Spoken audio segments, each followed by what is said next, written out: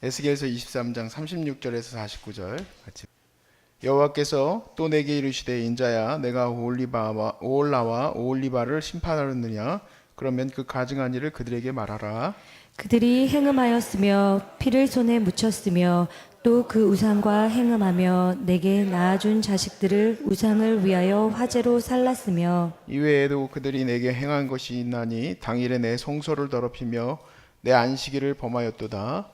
그들이 자녀를 죽여 그 우상에게 드린 그날에 내 성소에 들어와서 더럽혔으되 그들이 내 성전 가운데에서 그렇게 행하였으며 또 사절을 먼 곳에 보내 사람을 불러오게 하고 그들이 오매 그들을 위하여 목욕하며 눈썹을 그리며 스스로 단장하고 화려한 자리에 앉아 앞에 상을 차리고 내 향과 기름을 그 위에 놓고 그 무리와 편히 짓거리고 즐겼으며 또 광야에서 잡류와 술 취한 사람을 청하여 오매 그들이 팔찌를 그 손목에 끼우고 아름다운 관을 그 머리에 씌웠도다. 내가 음으로 소한 여인을 가리켜 말하노라. 그가 그래도 그들과 피차 행함하는도다. 그들이 그에게 나오기를 기생에게 나옴같이 음란한 여인 오홀라와 오홀리바에게 나왔은즉 의인이 간통한 여자들을 재판같이 재판하며 피를 흘린 여인을 재판함같이 재판하리니 그들은 간통한 여자들이요 또 피가 그 손에 묻었음이라. 주 여호와께서 이같이 말씀하셨느니라. 그들에게 무리를 올려보내 그들이 공포와 약탈을 당하게 하라. 무리가 그들을 돌로 치며 칼로 죽이고 그 자녀도 죽이며 그 집들을 불사르리라. 이같이 내가 이 땅에서 음란을 그치게 한즉 모든 여인이 정신이 깨어 너희 음행을 본받지 아니하리라. 그들이 너희 음란으로 너희에게 보응한즉 너희가 모든 우상을 위하여 죄를 담당할지라. 내가 주 여호와인 줄 너희가 알리라 하시니라. 아멘. 아멘. 여러분 혹시 그 드라마 같은 거 볼 때 이제 그 작가가 미운 캐릭터를 만들죠. 네, 이제 미운 캐릭터 중에서 이런 캐릭터가 있습니다. 주인공을 곤욕에 빠뜨려 놓고는 이제 그거는 이제 드라마가 다 찍어내죠. 그리고는 아닌 척하고 상사에게 가서는 더 예쁜 척하고 아양을 떨고 막 그럽니다. 그러면 여러분 어때요? 분통 터지죠. 분통이 터져가지고 그 주인공에게 더 마음이 쓰이게 되게 만드는 것을 우리가 보게 됩니다. 그런데 우리가 이런 캐릭터처럼 아주 정말 속으로는 나쁜 캐릭터인데 겉으로는 아닌 척하고 돌아다니는 그러한 사람들을 일반 삶에서 많이 만날 수 있을까? 여러분 어때? 그래요? 저는 말씀을 써놓고 그렇다라고 얘기하려고 했다가 아닌 것 같아요. 생각보다 그런 캐릭터들을 많이 찾기가 어렵다라는 생각을 했어요. 근데 이게 참 아이러니한데요. 왜냐하면 사실 우리가 다 이면적이거든요. 내면과 이면이 같은 사람이 별로 없지요. 그래서 우리 심리적인 단어로 쓰는 단어 중에 페르소나라는 단어가 있습니다. 그거는 이제 가면이에요, 가면. 사회적으로 우리가 가면을 쓰지 않고 살 수는 없습니다. 그러니까 목사니까 목사의 가면을 쓰고 있는 거고 또 의사로서는 또 의사의 가면을 쓰고 있는 거지 항상 그 가면이 벗겨진 채로 살아가는 사람은 없기 때문에 이게 왜 아이러니라 말씀을 드렸냐면 결국에는 다 이면적으로 살고 있는 거예요. 그리고 드라마니까 전지적 시점에서 드라마는 그 사람의 잘못된 모습을 찍어냈기 때문에 우리가 그것을 혐오하는 것일 뿐이지 사실은 다 우리는 그런 모습들을 가지고 있는 사람들이에요. 그러면은 우리가 참 부끄럽고 연약하지만 어떻게 살겠습니까? 그래서 뭐 겉으로 이 내면에 있는 것들을 다 끄집어내고 살 수 있겠느냐? 그것도 어려운 얘기겠죠. 그래서 이 소위 말해서 이 위험한 줄다리기와 같은 내 내면과 또 외면으로 드러나는 모습을 어떻게 거룩하게 잘 세워나가면서 살 수 있을까? 이게 오늘 말씀에서 한번 제가 생각해 봤던 거예요. 오늘 본문에 하나님께서 크게 진노하신 것 중에 하나가 바로 이 외식. 너희들이 악을 행하고도 아닌 것처럼 행하는 것이 너무 가증되다 이 얘기죠.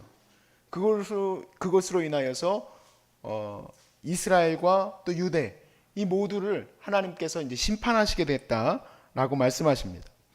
우리가 긴 구절이지만 다시 한번 볼 때 37절에서 42절까지의 말씀을 한번 다시 보겠습니다. 그들이 행음하였으며, 제가 그냥 읽을게요. 피를 손에 묻혔으며 또 그 우상과 행음하며 내게 낳아준 자식들을 우상을 위하여 화제로 살랐으며 이외에도 그들이 내게 행한 것이 있나니. 그런데 그렇게 해놓고 나서는 뭐라고 합니까? 당일에 내 성소를 더럽히며 내 안식일을 범하였도다. 어떤 일이냐? 39절에 그들이 자녀를 죽여 그 우상에게 드린 그날에 내 성소에 들어와서 더럽혔을 때 그들이 내 성전 가운데서 그렇게 행하였다. 그러니까 결국에는 우상 숭배를 하는 그날, 우상 숭배했던 그날, 어떤 우상 숭배냐? 자식을 몰렉에게 바쳤던 그날, 안식일에 성전에 와서는 여호와의 이름을 불러냈으니 얼마나 하나님 보실 때 가증하겠습니까? 그뿐만이 아니라 그럴 경우에는 차라리 하나님 앞에서 회개를 하고, 정말 그 이스라엘 백성들은 가슴을 찢고 옷을 찢고 그리고 잿더미 위에 앉아서는 막 죄를 날리면서 하나님 앞에 회개하지 않습니까? 조금 더 그 모습들이, 회개의 모습이 더 절박하죠. 우리는 그냥 회개하려 나오지만 이스라엘 백성들은 그렇게 막 옷을 찢어가면서 하나님 앞에 기도를 했었습니다. 그렇게 했으면은 모르겠어요. 그런데 이들이 오히려 멀리 있는 사람들을 불러다가 초대해 놓고는 어떻게 됐다고 했어요? 40절부터 또 4절을 먼 곳에 보내 사람을 불러오게 하고 그들이 오매 그들을 위하여 목욕하며 눈썹을 그리며 스스로 단장하고 화려한 자리에 앉아 앞에 상을 차리고 내 향과 기름을 그 위에 놓고, 하나님의 향과 기름을 거기 위에 올려놨대요. 그 무리와 편히 짓거리고 즐겼으며 또 광야에서 잡류와 술 취한 사람을 청하여 오매 그들이 팔찌를 그 손목에 끼우고 아름다운 관을 그 머리에 씌웠도다 라고 말하고 있으니 하나님의 분노가 어떻게 드러났는지를 말하고 있는 겁니다. 그러므로 예수님도 제자들에게 바리새인의 누룩을 조심하라 라고 얘기를 했어요. 그 본문 한번 찾아보겠습니다. 여러분, 바리새인의 누룩을 조심하라는 각각 의미가 조금씩 다른 부분들이 많이 있어요. 마가복음에서의 의미가 다르고 마태복음에서의 의미가 다 달라요. 근데 제가 말씀드리는 거는 누가복음의 본문이에요. 누가복음 12장 1절에서 3절이에요.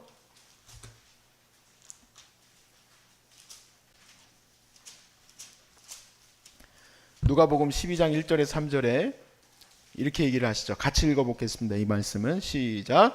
그동안에 무리 수만 명이 모여 서로 밟힐 만큼 되었더니 예수께서 먼저 제자들에게 말씀하여 이르시되 바리새인의 누룩 곧 외식을 주의하라. 감추인 것이 드러나지 않을 것이 없고 숨긴 것이 알려지지 않을 것이 없나니 그러므로 너희가 어두운 데서 말한 모든 것이 광명한 데서 들리고 너희가 골방에서 귀에대고 말한 것이 지붕에서 전파되리라. 아멘. 여호와 하나님께서 숨겨졌던 유대의 죄를 드러내셨죠. 어떻게 드러내셨습니까? 심판하셔서 드러내셨어요. 자, 심판해서 드러내셨는데 이게 어떻게 드러났느냐? 지금도 얘기하잖아요. 왜 이스라엘이 망했습니까? 왜 유다가 망했습니까? 왜 유다가 포로로 잡혀갔습니까? 그 얘기를 2000년이 지난 지금도 하고 있다 이 얘기예요. 2000년이 뭡니까? 2800년 이상 지난 지금도 얘기하고 있다 이 얘기예요. 2900년. 조금만 있으면 3000년 다 돼가네요. 지금까지도 얘기하고 있다 이게. 지금까지도.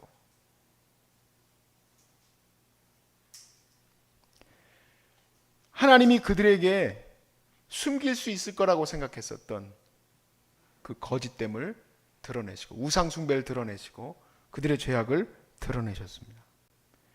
바리새인도 자신들의 죄악을 숨길 수 있을 거라고 생각하겠지만 절대 그러지 아니하다. 그래서 제자들에게 얘기하시는 게 바리새인의 죄를, 이 누룩을 조심하라 라고 얘기하셔요. 우리도 그렇게 조심해야 될 줄로 믿습니다. 근데 문제가 어떻게 되냐면은 아까 처음 말씀드렸던 것처럼 내가 어떻게 내 가면을 안 쓰고 무조건 살 수 있다면 최고겠죠. 뭐 지나다니는 성자죠. 여기 머리 위에 불빛이 비출 정도로 아름답게 사는 거죠. 목사가 이 자리에 서서 말씀을 전하는 대로 살아가고 있다면 저는 진짜 성자예요. 오늘 죽어도 천국 가는데 아무 걱정이 없고 얼마나 아름다울까. 그렇지 않잖아요.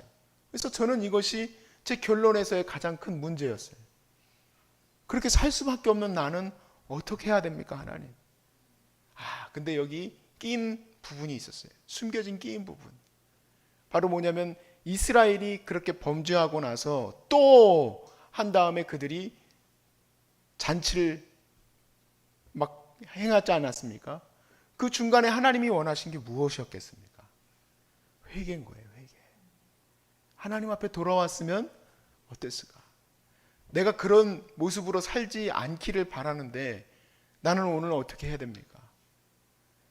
우리 하나님이 원하시는 것은 지금 이곳에서 주님께 회개하는 길을 주님 바라시는 줄로 믿습니다.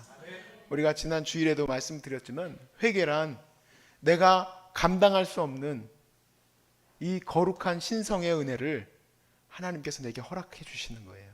그래서 그렇게 될 수 있도록 기도하는 겁니다. 그래서 다윗이 내게 구원의 감격을 회복시켜 주시고 내게 주의 성신을 거두지 마옵소서. 하나님께서 나를 거룩하게 하시는 거예요. 그래서 내가 정말 주님 내 입으로, 우리도 그냥 갑자기 입으로 나올 수밖에 없어요. 갑자기 차가 확 끼어들면은, 여러분 그런 딱 끼어들었어요. 어떻게 됩니까? 축복합니까? 바로 끼어들어서 감사합니다 합니까? 이런 하다가 깜짝 놀라죠. 그럴 수밖에 없잖아요. 근데 내 입술의 고백도 내가 어두운 데서 했던 말들도 다 드러나게 하실 것인데 하나님이, 나는 어떻게 하면 좋을까요? 주님이 조금씩 바꿔주실 줄로 믿습니다.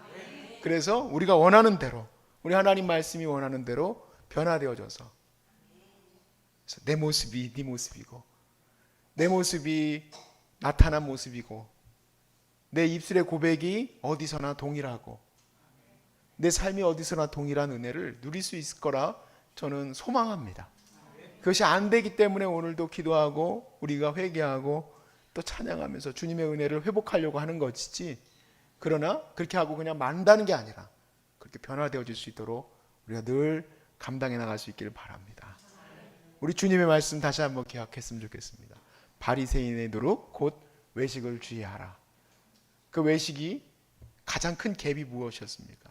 자기는 죄인임에도 불구하고 아닌 것처럼 그렇게 살아가는 겁니다.